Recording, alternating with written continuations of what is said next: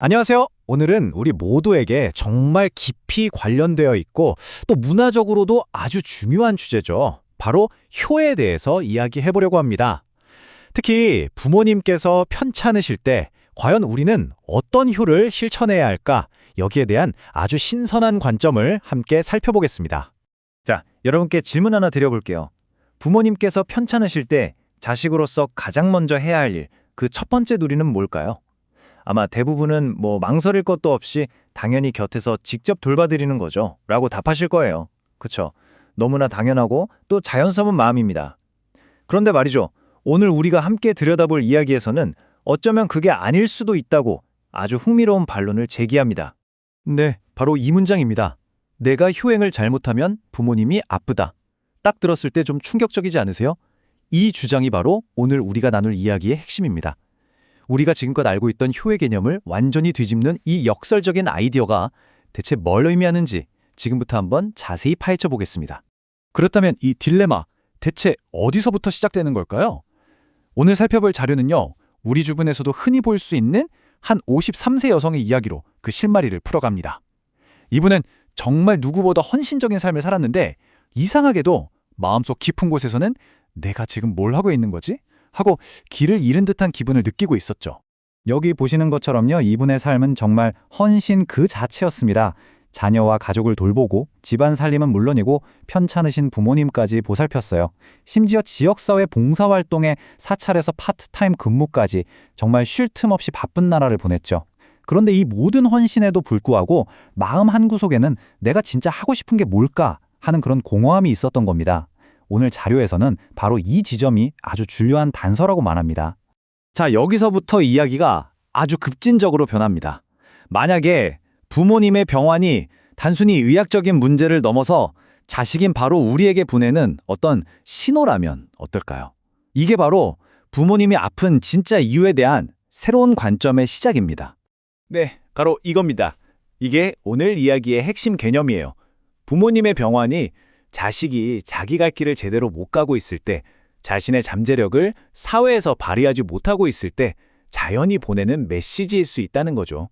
이건 무슨 미신 같은 이야기가 아니고요. 가족이라는 하나의 유기체 안에서 에너지가 어떻게 흐르는지에 대한 아주 깊은 통찰이라고 할 수 있습니다. 이 자료에 따르면요, 이 신호는 크게 3단계로 작동한다고 해요. 첫째, 자식이 사회에서 자기 재능을 제대로 펼치지 못하고 방황을 합니다. 그럼 둘째, 자연히 그 불균형을 부모님의 건강을 통해서, 즉 부모님의 몸을 통해서 알려준다는 거예요. 그리고 마지막 셋째, 결국 그 부모님의 병환이 자식을 다시 제자리로 불러들여서 내가 지금 제대로 살고 있나? 하고 자신의 삶을 돌아보게 만드는 계기가 된다는 거죠. 자, 이런 관점에서 보게 되면요, 우리가 그동안 미덕이라고만 여겼던 그 전통적인 효가 오히려 비극을 낳을 수도 있다는 이야기가 됩니다. 자료에서는 아주 강력한 예시를 하나 들어서 이 잘못된 효의 문제를 정확히 짚어줍니다. 한번 상상해 보세요. 사회적으로 정말 중요한 역할을 맡고 있는 어떤 국회의원이 있다고 칩시다. 그런데 이 사람이 부모님이 편찮으시다는 이유로 그 직을 다 버리고 부모님 곁으로 돌아가요. 개인적으로 보면 정말 숭고한 희생처럼 보일 수 있죠. 하지만 이 자료는 단호하게 말합니다. 그건 사회 전체적으로 봤을 때 더 큰 손실이고 심지어 부모님께도 진정한 효가 아니라는 겁니다. 이 슬라이드를 보시면 효의 길이가 얼마나 다른지 극명하게 보입니다. 왼쪽의 전통적인 효는 뭐랄까, 내 자리를 떠나서 부모님 곁을 지키는 안으로 향하는 희생에 가깝습니다. 반면에 오른쪽의 새로운 효는 정반대예요. 내 자리를 지키면서 바로 그 자리에서 사회에 빛이 되는 성장을 말합니다. 밖으로 영향력을 펼치는 거죠. 초점이 완전히 다르죠. 한번 부모님 입장에 대해서 생각해 볼까요? 평생을 바쳐서 내 자식이 사회에서 훌륭한 사람으로 성장하길 바라면서 키웠는데 그 모든 성공을 다 버리고 자신의 병간호를 하겠다고 돌아온 모습을 보는 그 심정이 어떨까요? 이 자료는요, 이게 부모님한테는 기쁨이 아니라 오히려 가슴에 대못을 박는 것 같은 더 큰 고통이 될 수 있다고 설명합니다. 자, 그렇다면 기존의 방식에 이런 문제가 있다면 그럼 도대체 올바른 길은 뭘까요? 오늘 살펴볼 자료는요, 여기서 완전히 새로운 패러다임을 제시합니다. 진정한 효의 새로운 정의, 그건 바로 성장입니다. 어떤 의무감에서 비롯된 희생이 아니라 내 삶의 목적을 갖고 스스로를 발전시키는 것. 이것이 바로 오늘 이야기의 두 번째 핵심 축이자 새로운 효의 진짜 시작점이라고 할 수 있겠습니다. 그래서 이 새로운 효의 핵심은 생각보다 간단합니다. 자식의 첫 번째 의무는 바로 자기 자신을 바로 세우는 거예요.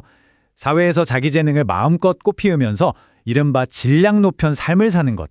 그것이야말로 부모님께 드릴 수 있는 최고의 기쁨이고 또 최고의 건강 선물이라는 거죠. 결국 나의 성장이 최고의 효도다라는 결론에 이르게 됩니다. 자, 그럼 이 개념이 구체적으로 나와 우리 부모님의 행복에 어떤 의미를 갖는지 조금 더 깊이 들어가 보겠습니다. 이 인용문은 자식의 올바른 삶과 부모님의 건강 사이에 얼마나 강력한 연결고리가 있는지를 다시 한번 확인시켜 줍니다. 내 자식이 사회의 빛이 되어서 당당하게 제 몫을 다하며 살아갈 때 부모가 아플 이유가 없다는 거예요.